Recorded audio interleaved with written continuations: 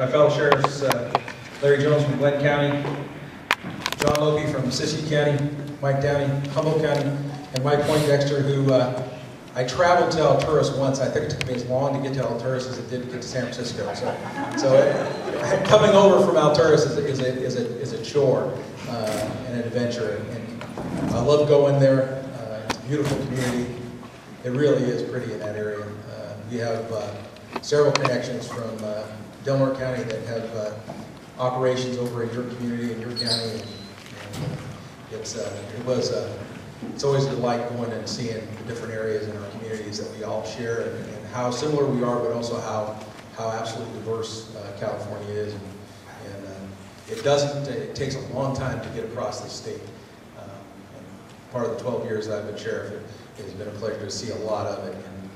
But I'm prejudiced to the degree that I think that no place, anyway, other than Norte County is an amazing place to live, and that's why I chose it as my home.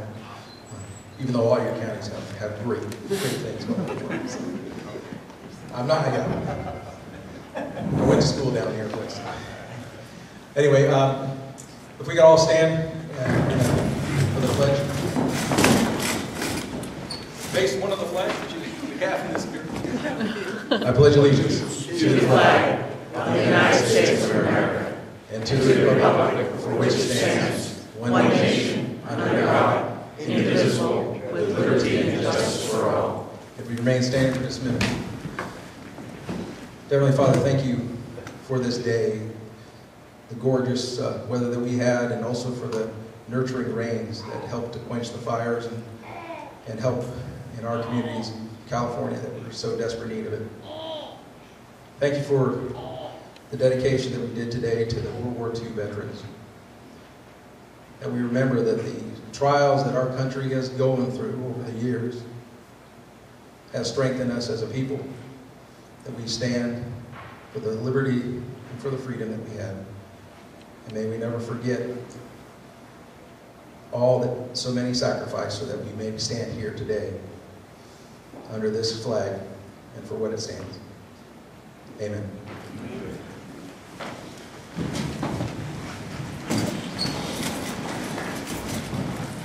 Well, my seats are filling up a little bit more. That's good. All right. Well, what we're going to do is we're going to start by, first of all, I want to talk a little bit about Norte County and the Sheriff's Office. And then I'm going to pass it around, and we're going to have each of the different sheriffs talk about themselves as well as the counties and the things that are in Siskiyou and Glenn, Humboldt, and Modoc counties. Norte County, we're about 1,007 square miles, about a 40 by 40 mile community. On average right now with the Sheriff's Office patrol, we have 3 deputies on. We just got to that hiring state recently that we got 3 deputies back in full force, so that we have 3 on each shift. We were down to 2 there for a while, but we just cut the tie off as a celebration of our youngest recruit finishing his field training program. And so with Deputy Ader coming out, we now have 1 sergeant, 2 deputies on each of the patrol shifts. We're still short some deputies, and we're in the hiring process, but that's a step up from where we were just about a year ago. So with those improvements, we're looking forward to moving forward and being able to start doing more of the things that we had done in the past when our staffing levels were a little bit better off. Hiring is a struggle for us, like it is for so many of the counties around us. Trying to find good recruits.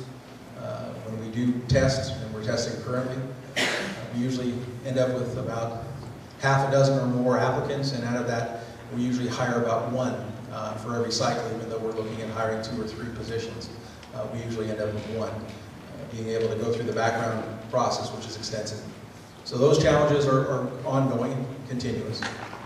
We are looking at several things in the future, and we'll talk about those a little bit down the road with some of the programs that we currently have going on, and other things that we're facing. Some of the challenges that these other sheriffs are facing are the same ones and similar. So as we go and we talk about it, we'll hopefully get to those issues. We have a jail. We have a 154-bed jail. Currently, we're running at 100 in our capacity. We did that because of the impacts when the realignment shift came to Norte County. We were faced with, unlike some counties that saw additional revenue coming to the communities, we saw a drastic cut in some of our revenues coming to the Norte County jail. Because of those cuts and the inability of the county to make us whole, we had to reduce our capacity. And now we're down to a maximum capacity of 100 in our jail. That's what we're budgeted for. We are hoping that the economy, as we go forward, will allow us to go back and put the money back into our budget, hopefully in the future, so that we can go back up to our capacity in our jail as we're moving forward. But as we talk about the impacts with the realignment shift, the low-level offenders back into our communities, we'll talk more about that. I've been the sheriff here for 12 years. Within that 12-year period of time, we went through, of course, the worst economic recession that we're still feeling the effects of in California. We were able to get through that without too many of the major cuts to our staffing levels. A lot of that came because we were able to find additional funding elsewhere. We found grants that allowed us to feed our budgets and keep ourselves going. And we found resources outside that we were able to programs like the ICDTP program, which we had, which was the in-custody drug treatment program that we had that came in from working with state parole, allowing state inmates to be in our jail to be treated. That realized additional revenue during that downtime that allowed us to keep our patrol staff, keep our jail staff, and keep ourselves in operation. And so those were some of the things that we did during that budgetary cycle that every county agency was facing with, but again, very difficult times. Right now, economically, not much has changed in Delaware County. As the auditor will tell you, we struggle to maintain. We're not looking at growth, we're not looking at increasing services. We are year to year struggling to maintain our budget so we can continue to maintain the level of service that we currently have. And because of constant growth in costs associated with employee costs, last year alone, our employee costs went up $523,000 just to maintain what we currently offer. It's not giving additional bonuses. It's not giving additional pay to our employees, which they so greatly deserve. It's just maintaining the health care, the retirement care, workman's comp, and those kinds of costs associated with operation.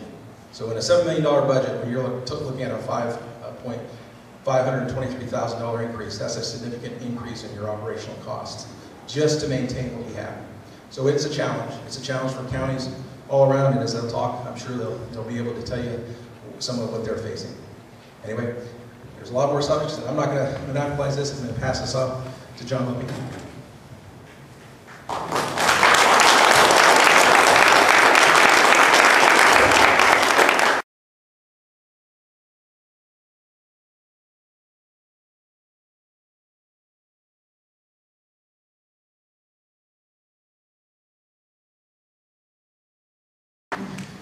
Thank you, Dean.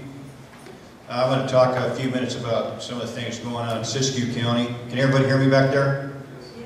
Anyway, the reason I'm here and all these great sheriffs, I have a lot of admiration and respect for all these sheriffs, and I also have a lot of admiration and respect for Dean Wilson. And serving for sheriff is a tough job to be here for 12 years. I'm finishing my first 4-year term, and I just recently got reelected for a second 4-year term. But this is a great, Dean's a great sheriff, and he's highly respected by all of us throughout the state. And I think it'd be a serious lapse in judgment and vigor not to re-elect him, and that's why we're here to support him. But Siskiyou County is also a beautiful county, and I must agree with Dean that Del Norte's a beautiful county as well.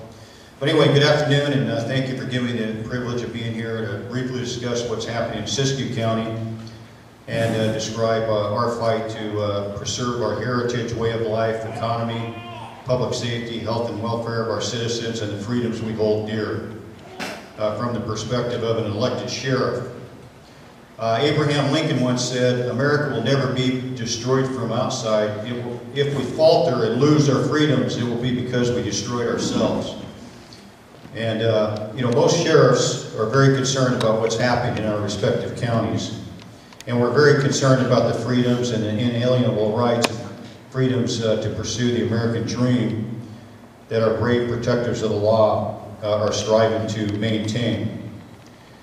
And our founding fathers, I think that all of us, we hold up our hand and we take the oath to uphold and defend the Constitution of the United States against all enemies, foreign and domestic. And that's very important to us, and I know it's important to Dean and my fellow sheriffs up here, because our founding fathers really did get it right. They knew human nature and built safeguards into the Constitution and the Bill of Rights, because they knew men would definitely screw things up if we didn't have some guidelines. Our founding fathers were Christian men, and they carefully crafted the Declaration of Independence, Constitution, and Bill of Rights, and they were really inspired by divine providence. And I'm proud to say that, and I'm not going to back off from that as an elected official, even though it's not politically correct. Thank you. Since taking office, the citizens in Siskiyou County have literally been under siege. Nearly 65% of our land is public land, mostly managed by the Forest Service. The timber industry is all but destroyed. A once thriving economic giant is now a shadow of its former self. During the 1980s, Siskiyou County had 22 lumber mills. Now we have 2. Thanks to overregulation and things like the spotted owl, environmental extremism, bad science, negligence, and political correctness run amok. Our economy and traditions associated with logging and timber are almost completely destroyed, which has really adversely impacted public safety services provided and schools and county roads and things like that. Siskiyou County is also overwhelmed by attacks against our traditional ways of making a living and working. Recreation, mining, farming, and ranching are being threatened due to over-application of various laws and regulations like the Endangered Species Act. For 3 to 4 decades, environmental extremism and unwise decisions have elevated the interests of trees, fish, birds, and frogs over the interests of hard-working citizens. We are destroying our environment in our efforts to protect it. The vast majority of farmers and ranchers live off the land, work hard to preserve it, and they are the best true conservationists and environmentalists that I know. The Department of the Interior and many other federal and state agencies are attempting to remove 4 dams on the Upper Klamath River, which will deny clean energy to about 70,000 people and destroy the economy, recreation, and habitat for hundreds of species of wildlife of numerous kinds. And the will of nearly 70% of the Siskiyou County people who voted against that initiative have been largely ignored. The environmental extremism and overregulation by a few federal and state agencies have created one of the worst economies in California. And this is why I think great sheriffs like Dean and Larry, and of course Mike and Mike Poindexter as well, we're concerned about the way things are going in our counties, because Siskiyou County has some of the highest unemployment rates in alcohol abuse, drug abuse, child abuse, and domestic abuse rates in the state of California. Once proud and prosperous communities are now breeding grounds for alcohol and drug abuse, marijuana cultivation, illicit drug trafficking, and virtually every form of crime. Yeah, and people ask why the sheriffs are concerned. The Siskiyou County Sheriff's Office has experienced about a 30% decline in deputy and correctional deputy positions in recent years. This means fewer resources with which to prevent and to respond to a rising crime rate. AB109, or realignment, is putting more criminals, about 30,000 of them, on the streets, while fewer peace officers are available to counteract this threat to public safety.